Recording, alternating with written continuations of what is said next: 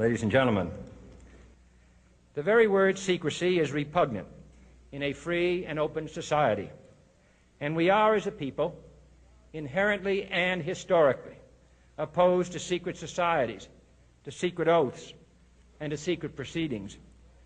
We decided long ago that the dangers of excessive and unwarranted concealment of pertinent facts far outweighed the dangers which are cited to justify it. Even today, there is little value in opposing the threat of a closed society by imitating its arbitrary restrictions.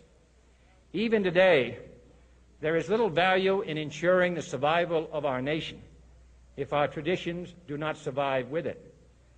And there is very grave danger that an announced need for increased security will be seized upon by those anxious to expand its meaning to the very limits of official censorship and concealment.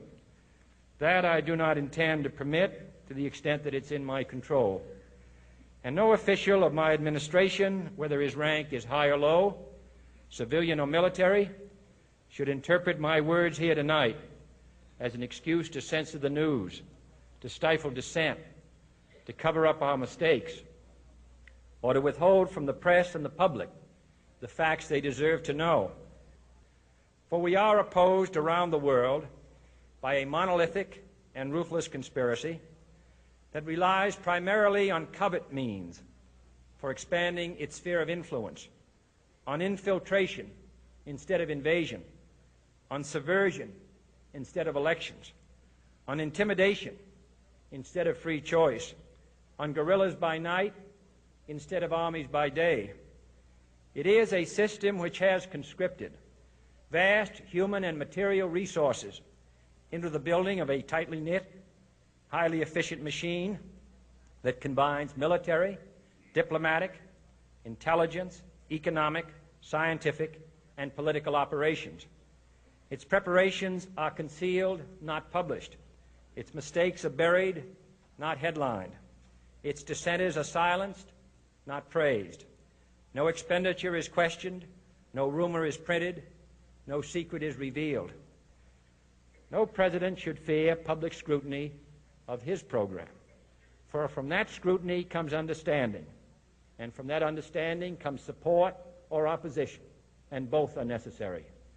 I am not asking your newspapers to support an administration, but I am asking your help in the tremendous task of informing and alerting the American people. For I have complete confidence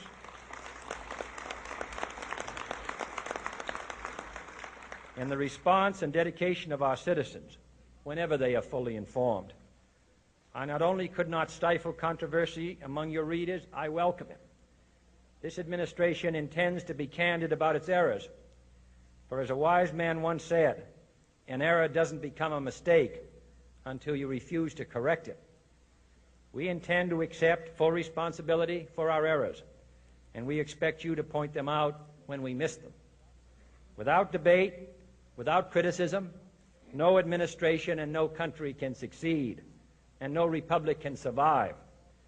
That is why the Athenian lawmaker Solon decreed it a crime for any citizen to shrink from controversy.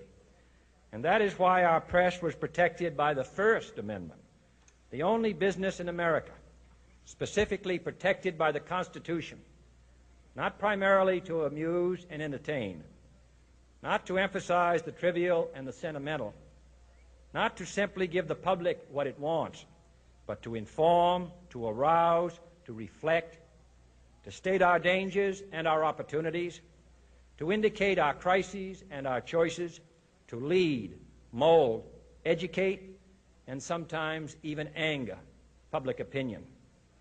This means greater coverage and analysis of international news, for it is no longer far away and foreign, but close at hand and local. It means greater attention to improved understanding of the news, as well as improved transmission. And it means, finally, that government at all levels must meet its obligation to provide you with the fullest possible information outside the narrowest limits of national security.